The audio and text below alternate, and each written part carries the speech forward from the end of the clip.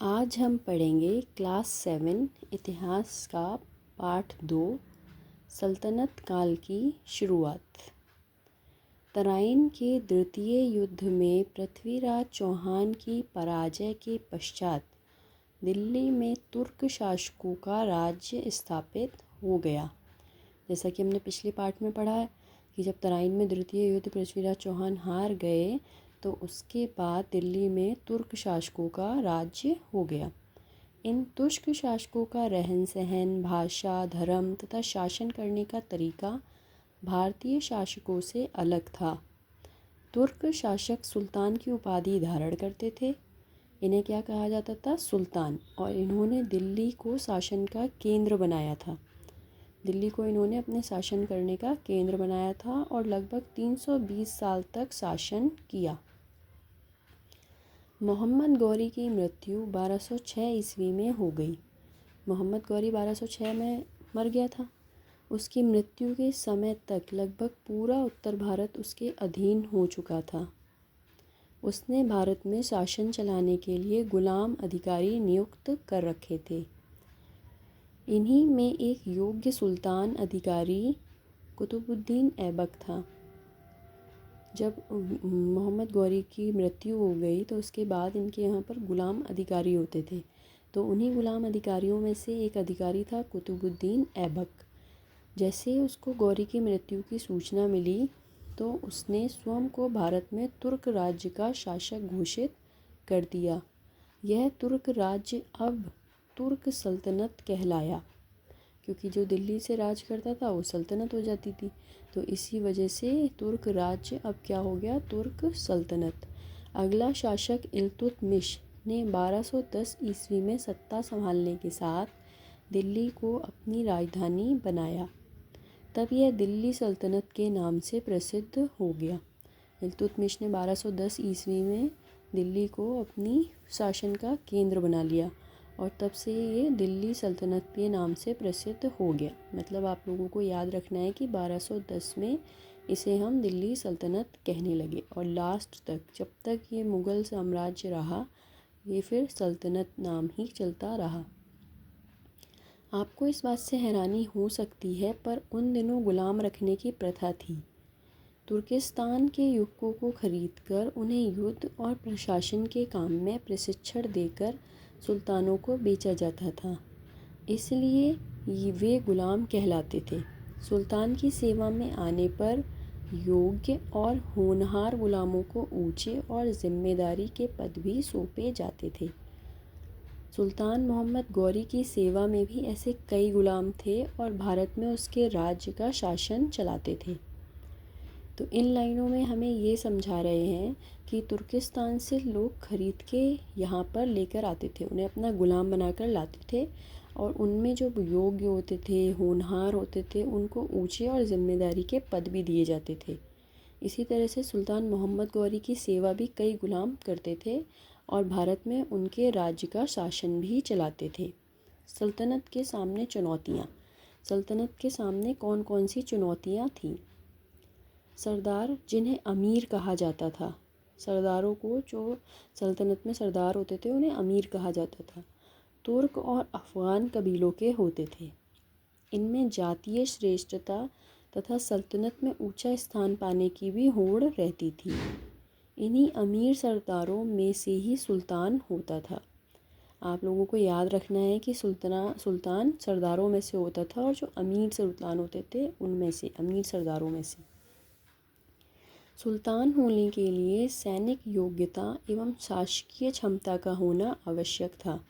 सैनिक योग्यता भी ज़रूरी थी और शासक करने की क्षमता भी होना ज़रूरी था। इन क्षमताओं के प्रभाव से वह सुल्तान बन सकता था और तभी तुर्क अमीरों का समर्थन प्राप्त करना भी संभव था। सुल्तान के लिए अमीर सरदारों का समर्थन और विश्वास ज़रूरी था। उसे हमेशा भय रहता था कि कहीं ये अमीर सरदार आपस में मिलकर कोई षड्यंत्र ना करें। अतः सुल्तान का अधिकांश समय इन गुप्त षड्यंत्रों से बचने के उपायों में बीतता था। सुल्तानों को इन अमीर सरदारों में संतुलन भी बनाए रखना पड़ता था। मतलब पूरी तरह से उस समय पे भी पॉलिटिक्स खेली जाती थी। ये कहीं कोई अमीर सरदार आपस में कई सारे अमीर सरदार मिल जाएं और सुल्तान के ख़िलाफ़ ही कोई षड्यंत्र रच लें, तो इसलिए सुल्तान को सब में संतुलन बनाकर रखना पड़ता था। सुल्तान इस्लाम धर्मावलंबी थे तथा बाहरी देशों से आए थे, इसलिए भारतीय जनता पर शासन करने के लिए तुर्क अमीरों, उलेमा, धार्मिक वर्ग आदि को खुश करने के साथ ही हिंदुस्तानी जनता से भी सतर्क रहते थे, क्योंकि सल्तनत में विद्रोह का भय हमेशा बना रहता था। सल्तनत कालीन शासकों ने आंतरिक शांति बनाए रखने के लिए शासकीय प्रबंध तंत्र तथा राज्य विस्तार एवं बाह्य आक्रमणों से रक्षा के लिए मजबूत सैन्य संगठन भी बनाए। सल्तनत काल में जो भी आंतरिक शांति बनाने की जो कारण थे, जिनकी वजह से हम आंतरिक शांति उस समय बनाई जाती थी, वो क्या क्या थे? आक्रमणों से अपनी राज्य को बचाना, ठीक है। जैसे ये सारी चीज़ें हम मूवीज़ से भी सीख सकते हैं। जैसे हम बाहुबली देखते हैं जिसमें राजा होते थे, उनका राज होता था, किस तरह से अंदर ही अंदर वो लोग लड़ लेते थे दूसरे की गद्दी को पाने के लिए। तो आप लोगों को कुछ कुछ मूवीज़ को भी ध्यान में रख के इन चैप्टर्स को अगर आप पढ़ेंगे तो आपके लिए आसानी होगी। इनमें प्रारंभिक तुर्क, खिलजी वंश, तुगलक वंश, सैयद वंश एवं लोदी वंश प्रमुख थे। प्रारंभिक तुर्क शासक गुलाम वंश 1206 से 1290 ईस्वी तक। अब हम जो पढ़ने जा रहे हैं वो है गुलाम वंश। सबसे पहला गुलाम वंश, कुतुबुद्दीन ऐबक। कुतुबुद्दीन ऐबक के बारे में अब हम विस्तार में पढ़ेंगे। 1206 ईस्वी में मोहम्मद गौरी की मृत्यु के पश्चात उसका तुर्क गुलाम कुतुबुद्दीन ऐबक उत्तर भारत का पहला तुर्क शासक बना। जब मोहम्मद गौरी की मृत्यु हो गई 1206 ईस्वी में, तो उसके बाद अभी हमने पिछले पेज में पढ़ा था कि उसका जो गुलाम अधिकारी था कुतुबुद्दीन ऐबक, वो उत्तर भारत का पहला तुर्क शासक बना। उत्तर भारत मतलब कि जैसे हमारा उत्तर प्रदेश है, बिहार, बंगाल, ऊपर की साइड का इलाका इंडिया का। कुतुबुद्दीन ऐबक ने लाहौर को अपनी राजधानी बनाया। लाहौर इस समय पाकिस्तान में है, लेकिन उस समय वो भारत का ही पार्ट था। उसकी उदारता के कारण ही उसे लाख बख्श कहा जाता था, अर्थात वह लाखों का दान करने वाला दानप्रिय व्यक्ति था। कुतुबुद्दीन ऐबक को हम लाख बख्श भी कहते हैं, क्योंकि वो लाखों का दान करता था, उसे दान करना पसंद था। भारतवर्ष में उसके जीवन का अधिकांश समय सैनिक गतिविधियों में ही बीता। कुतुबुद्दीन ऐबक को भवन निर्माण में भी रुचि थी। भवन भी उसने कई सारे बनवाए। उसने दिल्ली में कुतुब मीनार, कुव्वतुल इस्लाम मस्जिद और अजमेर में 2.5 दिन का झोपड़े का निर्माण कराया। जैसे आप ये फ़ोटो में देख रहे हैं, कुतुब मीनार है, इधर 2.5 दिन का झोपड़ा है, ये सब कुतुबुद्दीन ऐबक ने अपने शासनकाल में बनवाए। कुतुब मीनार की शुरुआत ऐबक ने की थी, परंतु इसको पूर्ण इल्तुतमिश ने कराया। कुतुब मीनार बनाने की शुरुआत तो कुतुबुद्दीन ऐबक ने करी थी, पर इसका जो अंत था बनाते बनाते पूरा पूर्ण किसने कराया? इल्तुतमिश ने। कुतुबुद्दीन ऐबक ने भारत में एक नए राज्य की नींव अवश्य डाली, पर उस राज्य को सुदृढ़ बनाने का अवसर उसे नहीं मिल पाया। कुतुबुद्दीन ऐबक की मृत्यु 1210 ईस्वी में चौगान खेलते हुए घोड़े से गिरकर हो गई। अब हम जानेंगे इल्तुतमिश के बारे में। अभी हमने इल्तुतमिश नाम इससे पहले ऊपर पढ़ा कि कुतुब मीनार की शुरुआत तो कुतुबुद्दीन ऐबक ने करी थी, पर उसको पूर्ण इल्तुतमिश ने कराया था। तो इल्तुतमिश का जो शासन था वो 1210 ईस्वी से 1236 ईस्वी तक रहा। 1210 ईस्वी में कुतुबुद्दीन ऐबक की मृत्यु के पश्चात दिल्ली के अमीरों ने इल्तुतमिश को गद्दी पर बैठाया। उसे ही उत्तरी भारत में तुर्कों के राज्य का वास्तविक संस्थापक माना जाता है। गद्दी पर बैठने के बाद उसे आंतरिक और बाहरी समस्याओं से जूझना पड़ा। इल्तुतमिश ने 40 गुलाम सरदारों का संगठन अर्थात तुर्काने चहलगानी का निर्माण कराया।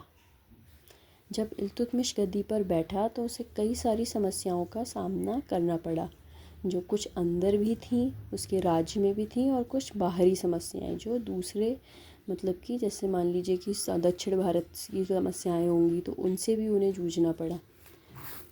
ये इधर आप ये चित्र देख रहे हैं, ये हमें बता रहे हैं कि किस तरह से उस टाइम पर प्रशासन चलाया जाता था। तो सबसे पहले विभाजन, क्यों किस किस का विभाजन किया गया है। सबसे पहले है केंद्रीय शासन, जैसे आप लोग मान लीजिए कि अभी की हम बात करें तो दिल्ली, ठीक है, केंद्रीय शासन मतलब दिल्ली। उसके बाद प्रांत और एकता, ये प्रांत और एकता एक ही बात है, मतलब मान लीजिए कि आजकल के जो राज्य हैं, राज्यों को हम प्रांत कहेंगे। उसके बाद आता है ज़िला या शिक, ज़िला का ही दूसरा नाम है शिक, मतलब कि ज़िले, जैसे हमारा जो ज़िला है, हम जिस ज़िले में रहते हैं।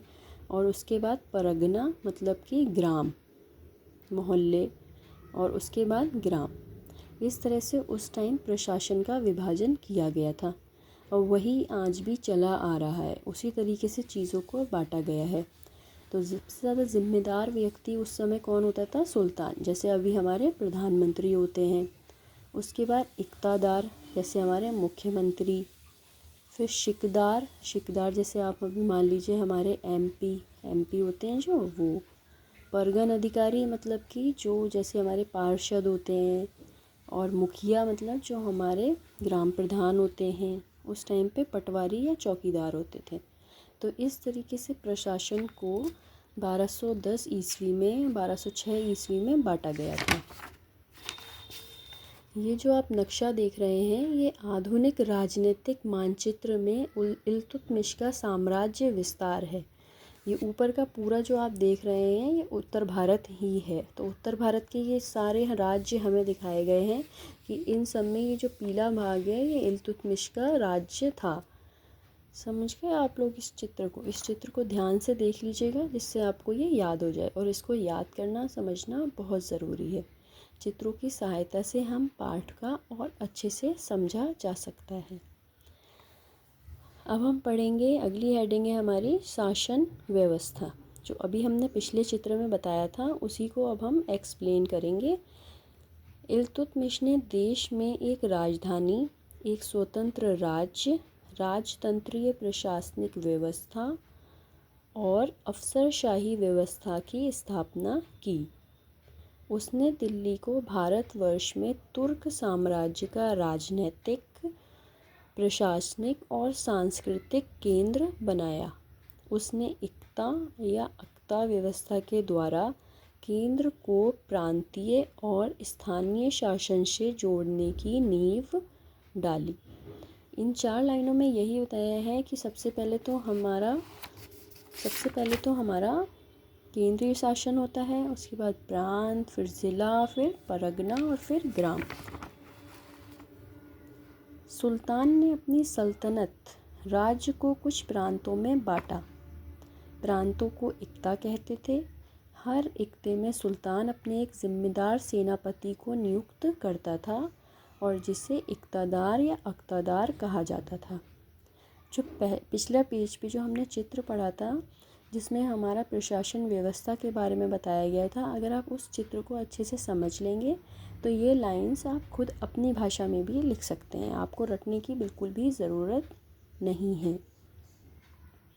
क्या पिछली कक्षा में आपने स्थानीय शासन की ऐसी किसी सुनियोजित व्यवस्था के बारे में पढ़ा है? सोचिए और बताइए। तो आप लोग एक बार पिछला जो चैप्टर का वीडियो हमने बनाया है, उसको एक बार देखिएगा और फिर कमेंट करके बताइएगा कि क्या पिछले चैप्टर में इस तरीके की स्थानीय शासन की व्यवस्था थी या नहीं। इक़्तादार के पास अपनी सेना होती थी और प्रशासन चलाने के लिए अधिकारी होते थे। इक़्तादार इनकी सहायता से राज्य की रक्षा करते थे और अपने नियंत्रण क्षेत्रों से कर वसूल करते थे। अपने इक्ते से इकट्ठा किए गए कर से ही वे अपने अधिकारियों का और अपने सैनिकों का खर्चा चलाते थे। इस खर्च के उपरांत जो कर बचता था उसे इक़्तिदार सुल्तान को भेज देते थे। जो कर व्यवस्था आज भी है, आज और थोड़ी ज़्यादा कॉम्प्लेक्स कर दी गई है, पर उस समय भी जो खर्चे चलते थे वो कर से ही चलते थे।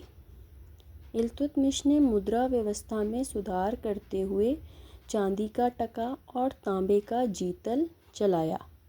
मुद्रा मतलब कि पैसा, तो इल्तुतमिश ने पैसे की व्यवस्था में सुधार किए और चांदी का टका और तांबे का जीतल चलाया। 1236 ईस्वी में इल्तुतमिश की मृत्यु हो गई। उसने अपने जीवन काल में ही अपनी पुत्री रज़िया को अपना उत्तराधिकारी नियुक्त कर दिया था। अब हम ये आप जो फ़ोटो देख रहे हैं ये चांदी का टका है, इसे देख लीजिए ध्यान से। अब हम पढ़ेंगे रज़िया सुल्तान के बारे में। तो रज़िया सुल्तान प्रथम मुस्लिम महिला शासिका जो 1236 ईस्वी से 1240 ईस्वी तक रही। इनका 4 साल का कार्यकाल था। इल्तुतमिश ने अपनी पुत्री रज़िया को अपना उत्तराधिकारी बना दिया था, परंतु सरदारों तथा उलेमा के विरोध के चलते इल्तुतमिश की मृत्यु के बाद उसका पुत्र रुकनुद्दीन फ़िरोज़ शाह गद्दी पर बैठ गया। उसने रज़िया को बनाया तो, लेकिन वहाँ के जो सरदार और उलेमा थे उन्हें ये पसंद नहीं आया और उन्होंने इल्तुतमिश के पुत्र रुकनुद्दीन फ़िरोज़ शाह को ही गद्दी पर बैठा दिया। लेकिन दुर्बल शासक होने के कारण 1236 ईस्वी में रज़िया दिल्ली की गद्दी पर बैठी और सुल्तान कही जाने लगी। लेकिन क्योंकि वो अच्छा शासक नहीं था, जिसकी वजह से 1236 ईस्वी में रज़िया को ही दिल्ली में गद्दी पर बैठा दिया गया और वही सुल्तान कही जाने लगी। रज़िया से पूर्व प्राचीन मिस्र और ईरान में महिलाओं ने रानियों के रूप में शासन किया था, परंतु मध्यकालीन विश्व में रज़िया पहली मुस्लिम महिला शासक थी। मतलब अगर हम देखें तो मिस्र में और ईरान में तो मुस्लिम महिलाओं ने शासन किया, लेकिन उत्तर भारत में कभी भी कोई भी मुस्लिम शासिका नहीं रही। तो रज़िया पहली मुस्लिम महिला शासक थी। रज़िया ने लगभग 3 वर्ष 8 माह शासन किया, करीब करीब 4 साल। रज़िया ने स्त्रियों का पहनावा छोड़ दिया और बिना पर्दे के दरबार में बैठने लगी। वह युद्ध में सेना का नेतृत्व भी करती। अमीरों को शीघ्र ही पता लग गया कि स्त्री होने पर भी रज़िया उनके हाथ की कठपुतली बनने को तैयार नहीं थीं। तुर्क सरदार भी किसी महिला के अधीन कार्य करने को तैयार नहीं थे। उन्होंने एक षड्यंत्र के द्वारा उसे गद्दी से हटा दिया और अंततः 1240 ईस्वी में कैथल, हरियाणा में रज़िया की हत्या कर दी गई। रज़िया के बाद उसका एक भाई एवं 2 भतीजे बारी बारी से सुल्तान बने, जो अयोग्य थे। अतः इल्तुतमिश के छोटे पौत्र नसीरुद्दीन महमूद को दिल्ली का सुल्तान बनाया गया। आप एक कागज़ पर, एक पेपर पर ये सब नाम लिखते रहिए, उनके सन लिखते रहिए, ईस्वी लिखते रहिए, जिससे आपको याद करने में आसानी रहे। सोचिए और बताइए कि उस समय लोगों व दरबारी अमीरों ने रज़िया का विरोध क्यों किया होगा। यदि रज़िया शासक होती तो क्या उसका विरोध होता। इस चीज़ के बारे में आप सोचिएगा और कमेंट में मुझे बताइएगा कि क्या मुझे इस पर वीडियो बनाना चाहिए। अब अगली हेडिंग है हमारी नसीरुद्दीन महमूद 1246 ईस्वी से 1265 ईस्वी। इल्तुतमिश के छोटे पौत्र थे। नसीरुद्दीन महमूद 40 तुर्की सरदारों का दल इस समय अत्यधिक शक्तिशाली हो गया था। वे जिसे चाहते गद्दी से उतार देते थे और जिसे चाहते गद्दी पर बैठा देते थे।